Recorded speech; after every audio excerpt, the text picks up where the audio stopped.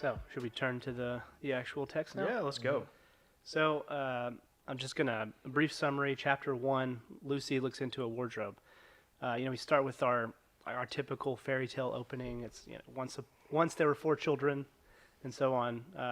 Get introduced to our characters and find out that they're being sent into the countryside during the Blitz, because they lived in London, and they're going to live in this big house. And there's a lot of foreshadowing there where they're excited about possibly seeing animals, because they grew up in London, and this was before TVs were really common.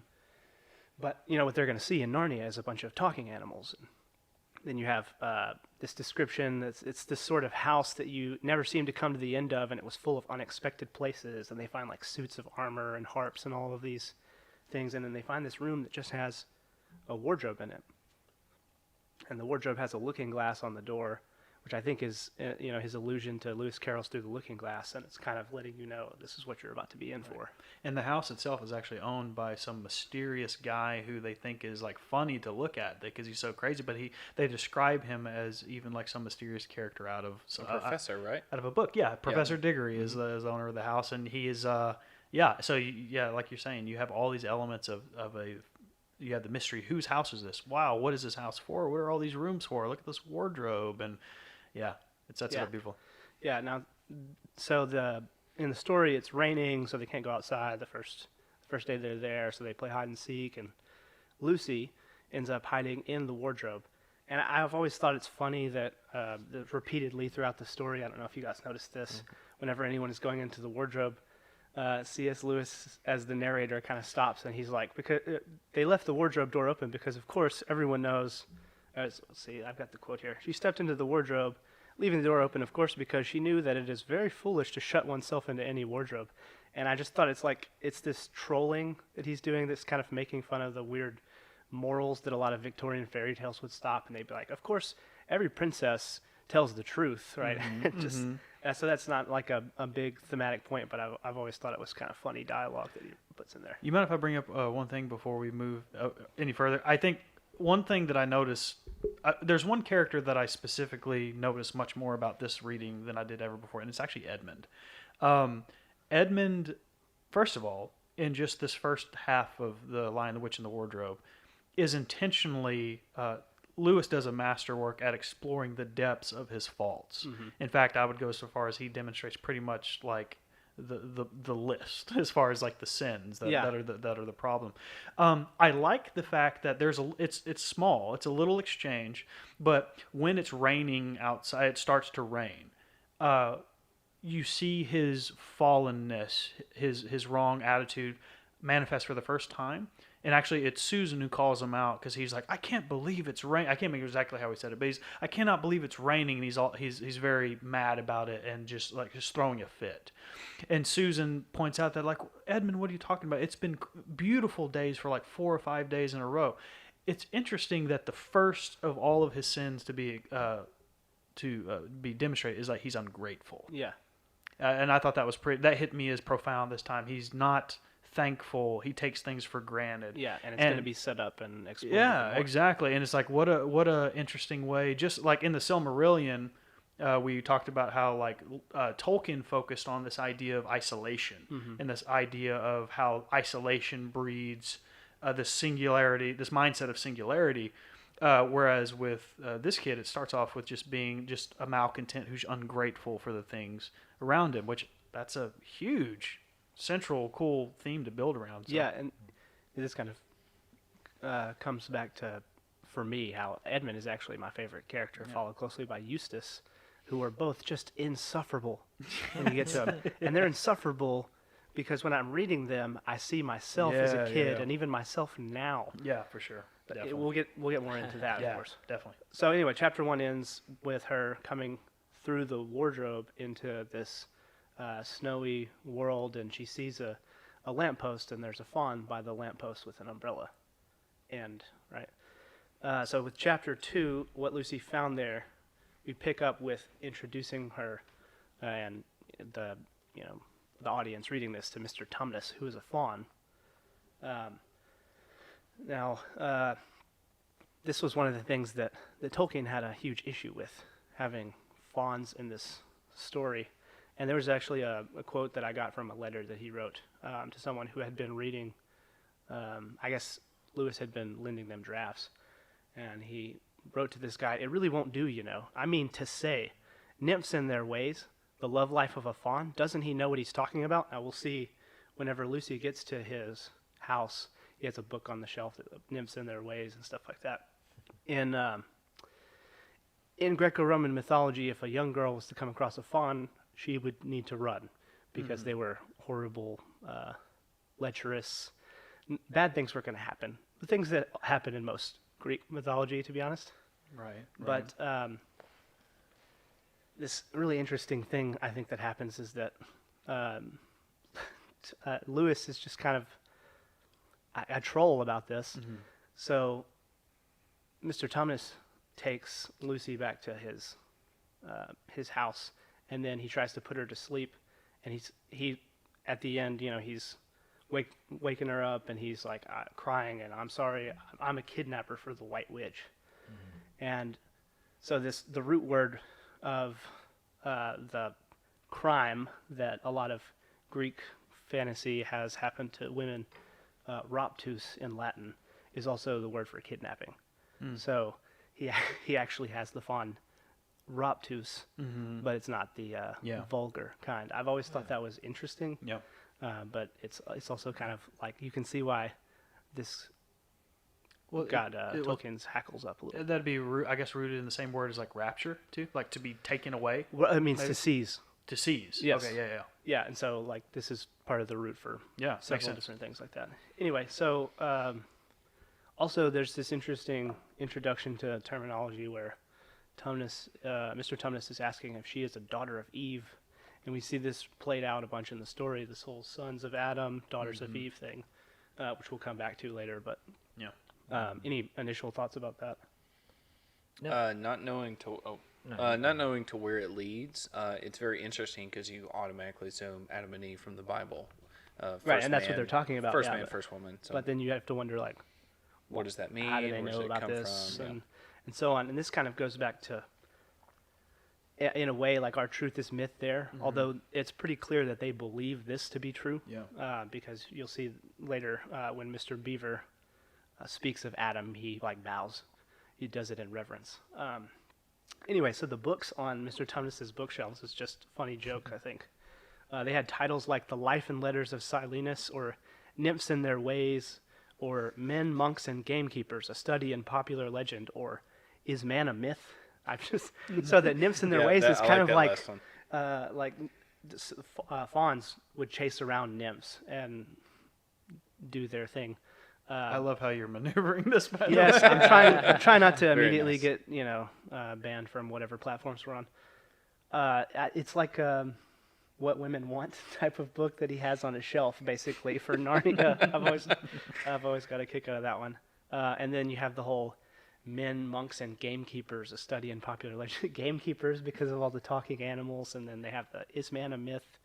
It's really rich how he does there are myths are real there, are real is myth there, and so on, back and forth.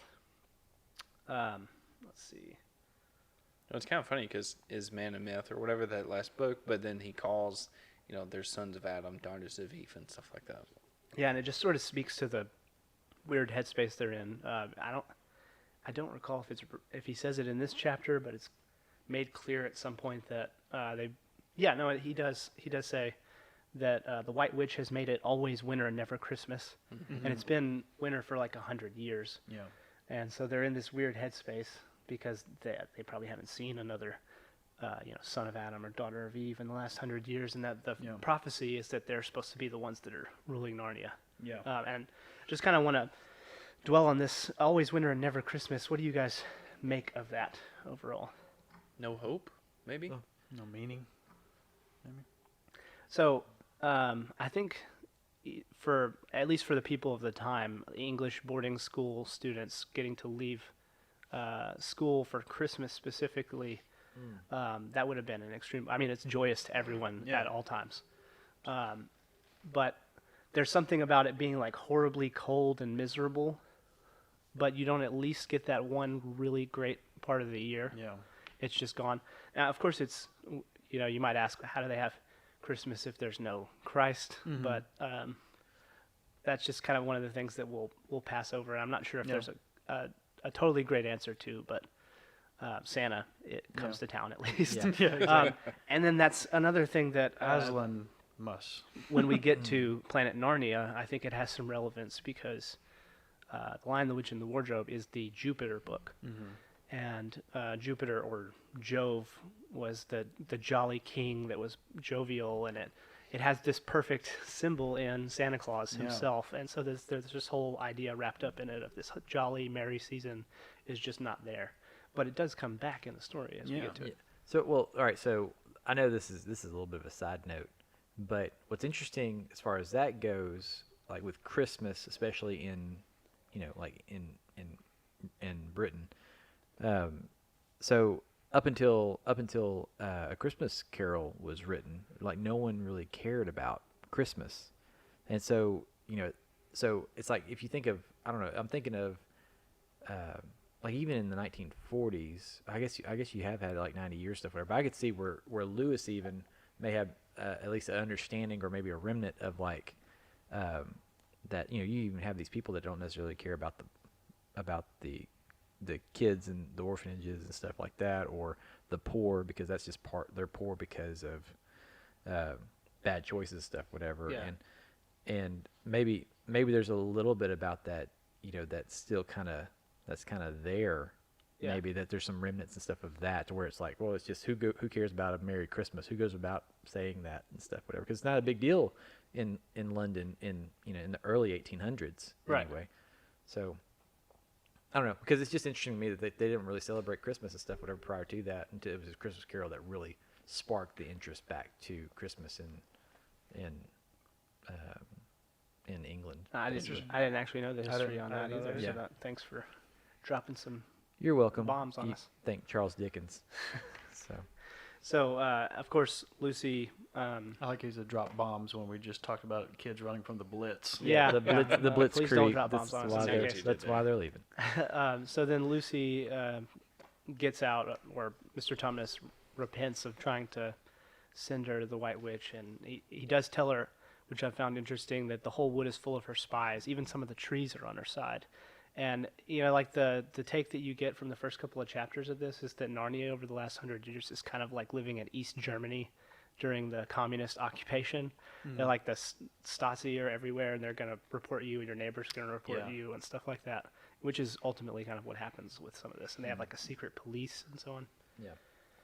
And it also echoes of Tolkien. Like both of these guys love trees. But specifically, I would say Tolkien. But it seems like every time I see this reference in Lewis's work, I can't help but think that Lewis was thinking of his friend. Yeah, I agree. So then, chapter 3 is something just to cover in brief. Lucy comes out of the wardrobe, and her siblings don't believe her because she just went in a second ago. And she's like, no, I've been gone for hours. What are you talking about? And they just think that she's making up some goofy story or whatever. And like, aha, nice time. And of course, Edmund tortures her. Yeah, gives her a very hard time for it, as he will do several other times throughout the story. But as I said, you said, insufferable. Yeah, he's insufferable, and he's also me. Yeah, exactly. So anyway, eventually they end up both going back into the wardrobe in this chapter, and he follows after her, but like a couple minutes after her. Who knows how long she's actually been gone. You mind if I insert something really quick? Because this is actually where, right around this area, is where that thing that really, I mentioned earlier that something really jumped out to me. Yeah. So we talked just a little bit a while ago about how Tolkien was very hesitant and, in fact, was just like outright opposed the use of the Greek-inspired myths, specifically the faun, dryads, nymphs, because these ideas are very closely linked to like sexual deviance and all sorts of things like that. Edmund actually, at one point when they're walking out and she is recounting her tale of Tumnus, I was sitting there a while ago, I was paging through because I was trying to find the quote, the actual passage, but I couldn't find it. But Edmund actually, there is in this book someone who basically echoes the sentiments of Tolkien, who says, no, like, they're fawns. You know that they are no good, right? And it's Edmund who says it. Mm-hmm. And then you have the repentant fawn, the whole sequence that we just showed, which, like, it is drawn out as far as his crying and all that kind of stuff, but is ultimately, I think, pretty like portrayed very well, Yeah. in a genuine repentant heart. And as soon as I saw that, and then saw Edmund's critique of by his nature he's no good, like, I all of a sudden it's like, wow, Lewis believed that Christ redeems the myth. Right. Like, Yeah. and I was like, how awesome is that? Yeah. That, like, he literally through Tumnus uses him as an example of Christ, like, just as you point out, these being echoes of something that exists in another world or whatever, but that Christ is like the ultimate redeemer. Like, Yeah. even that these things that in our world have been used as idols and and false things. And we have the tainted, twisted versions. Of We have these tainted, myths. twisting things, but they're in reality, those things still are subservient to Aslan, Right. or to Jesus, or Yeah. point to himself. Yeah, so that's really interesting because then I can think of like if you think about in society and everything, something that we've polarized to where this is a stereotypical thing, and almost like, well, there's no coming back from that because you're over here, you know, whether it's, you know, far right, far left, or any other thing that you can think of that you polarize as being bad or Far evil. up, far down, I guess. But you know, so the fawn or the nymphs stuff, where you see these things as just being they're terrible, they're whatever, but yet all of that can be redeemable. The worst of these things. So when I don't know. It's interesting to see that with that. I never even thought about that. In chapters that we would get to later, there are nymphs who are actually the chief musicians in the presence of Aslan. Yeah. Yeah. So I mean, like, which, you know, that in itself is much of the same thing that I was just talking about. And just to pull out of the myth for a second and speak about the deviant behavior, not in depth, but in the Great Divorce, I don't know if you remember from reading that, there's a character that is walking towards what is basically the way to heaven in the story, and he's hobbled down, and he has some sort of like lizard on his back that's like weighing him down. Now, there's a lot of other people that are encountered in the story that have their own issues, and they're all sort of some sort of like psychological, they've convinced themselves that they're right about something and they just won't let up. But this guy, an angel comes up to him and just keeps asking him, may I kill it? Talking about the lizard, and it's indicated in the story that this is a representation of lust. Like, this guy has struggled with lust all of his life. And eventually after, like, no, I don't want you to, I mean, maybe just, you know, help me out with it, but don't kill it, and so on. And eventually he's like, okay, yeah, kill it. And then the angel just, you know, obliterates this sin that's been holding him back, and he immediately is just like lifted up and like almost, you know, brought to tears with it. Yeah. That, He's really like restored basically, in a sense. Yeah. so and then, you know, I've always found it profound that in the story, something that we latch on to, lust as being this horrible thing, was actually more redeemable in that circumstance in this story than these things where people have convinced themselves of, you know, that they're right about something and they're not going to give up on it. It's more like the intellectual worldview problems that are the real fundamental issue. Yeah, and how is this for profound? I just thought about this. Earlier, I almost went on to say that Edmund represents almost like all the seven deadly sins, except he never. I stopped short because I didn't think of lust would work. But it's like he's already covering that in this story. Yes. Or whatever. But Edmund pretty much represents at one point or another all the other ones. Right.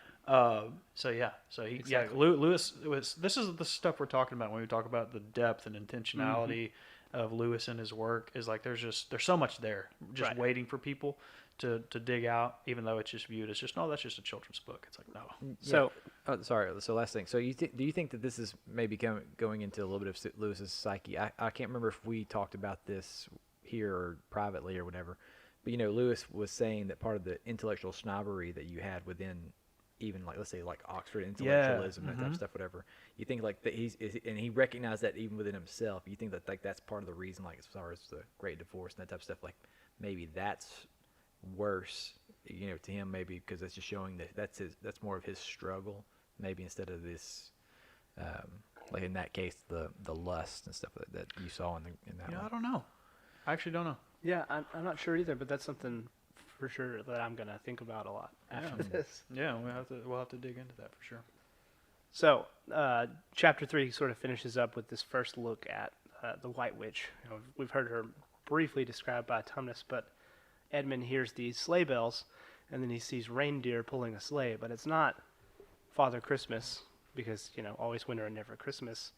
He just sees this giant 7-foot tall lady with white skin, and it points out that, it doesn't mean pale, it means white. Yeah. Her skin is Like white, snow is what it and she has this unnaturally red mouth, and it's this really otherworldly look to it, and it kind of describes her like a lot of fairy tales describe princesses.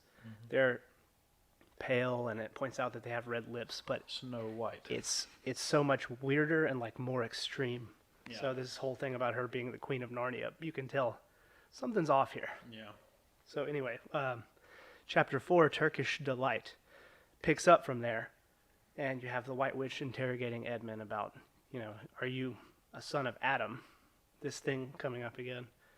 And he says, no, I got in here. I went through some door of a wardrobe. And I thought it was interesting that she's like, I've heard of things like that before. And then she's kind of talking to herself, considering killing him right then and there. But then she changes her mind and it's like, you know what? I can see that he's really scared here. So then she just immediately goes into trying to work on him and talk him into getting on her side. And talks him into things in a way that really expose the depths of his failings, because ultimately everything that he's bribed with is, well, number one, just the most basic thing is hey, can I have more Turkish Delight? Yeah. So it's the gluttony thing. It's just Yeah. he just wanted more of the candy. Right. And also he's just dumb, because you said interrogated, which is true, but I don't think he even knew. Yeah, he's just eating and asking just eating candy. so you're sure you have 2 sisters and a brother? And he's like, yeah, I already told you that. Yeah, and I like that in that English way too. It's what I would know my brothers and sisters, wouldn't I? Yeah. But not only that, which is the base level stuff, but also you see that he is ultimately, she's able to identify these things because she's able to prod him with it. But she essentially offers him lordship over his brothers and sisters. Right. Which I think is profound, because it's you will be high king and they will be dukes or nobles in your court or whatever. Right. And he, of course, immediately is just oh, I'm all for that. Yeah, yeah. So he wants. Yeah, he's tired of Peter bossing him around as Yeah. the older brother, right? Yeah. So. And it kind of goes back to the Melkor thing in a sense, where he's looking at Iluvatar and saying why aren't you doing anything with this yet? When he's looking out at the void and so on, it's someone who is above him. He doesn't like that at all, and he's got to change it. Yeah. And at this point in the story, by the way, just to continue with the themes, Peter has reprimanded Edmund, I think at least twice. Yeah. At this point, And so Susan has at least. yeah, once and as well. Susan has. So it's again, how do you respond to being reprimanded Yeah. or whatever? Is there a genuine repentance or not? And in the case of Edmund, definitely not. Yeah. To this point. Yeah. So she gives him magic food. It says, this was enchanted Turkish delight, and anyone who had once tasted it would want more and more of it, and would even, if they were allowed, go on eating it until they killed themselves. So this is the way that she sort of lures him in. And it's playing on this theme in a lot of fairy tales, where usually if you're offered food in fairyland and you take it, you're going to be trapped there, or something bad is going to happen. And it's also a callback to Persephone eating the pomegranate seeds. And she ate 6 seeds, so 6 months of the year she has to stay in the underworld with Hades. And it was actually teased with Tumnus, because Lucy actually stays for dinner. Yeah. And then it's, again, this reflection on temptation and the sin of gluttony, and so that he just, he just can't stop himself, and he keeps eating it until he's actually sick to his stomach when he's leaving. Yeah. Over some dumb stuff that, Turkish Delight is just it's basically like eating jelly beans or something. Yeah. Yeah. Have any of you guys had it? No. Yeah. Not to my knowledge. No, so I don't know. I guess It's very I don't know underwhelming. if it really needs to explore what a Turkish delight is, but It's like a candy. right. So in the movie though, That is actual Turkish delight. Okay, well, so that looks more like a pastry Well, to me. they're like gelatinous cubes, sort of, with powdered sugar on them. Exactly. Yeah. Okay. It's like it's almost like it's got the consistency of like a licorice. I've never had one, and I will not eat them. They look disgusting. I've had them because I was excited to, and I was like, wait, that's A Turkish Turkish delight? delight? I was like, Okay, all right. So And Were it you was- afraid it of was getting not lured in by a witch? and it was not good. Well, don't take it from someone offering it to you in an alley. Let's just Yeah. say that. yeah. No, and I tried. Yeah, it is. You want some Turkish delight? Yeah. No. So, No, but I'm not. again, All right, Zemo. but again, and sorry, British people, but you are traditionally known for having horrible food. Absolutely. So somebody in England who tried Turkish Delight, which is a very subpar candy, would probably be like, "This is the best thing ever." It's not boiled. Yeah. So yeah. So he leaves that, having agreed to bring his brothers and sisters back to meet with the White Witch, of course under false pretenses. And then he finds Lucy, who tells him about the White Witch. It comes up in the conversation that she's awful, and she makes it always winter and never Christmas again, and so on. And you can tell that he feels really weird about this. It says Edmund was already feeling uncomfortable from having eaten too many sweets, and when he had heard that the lady he had made friends with was a dangerous witch, he felt even more uncomfortable. But he still wanted to taste that Turkish delight again, more than he wanted anything else. So, he's just totally captured in the temptation there. Yeah. Well, it's so- funny because the Turkish delight has its effects in a different realm. Mm-hmm. Well, that's what I caught on whenever I first read that And part. that's what I was saying about the fairy story thing. Like, if you're offered food in fairyland, you do not take it because it is a trap. It is bad. It's a trap. Hey everyone, thanks for checking out the Logosians podcast. We're going to continue this discussion in the next episode, so be watching for that. For everyone, check us out on Facebook, Instagram, and if you can, go over to YouTube and like and subscribe. We'll see you guys next time.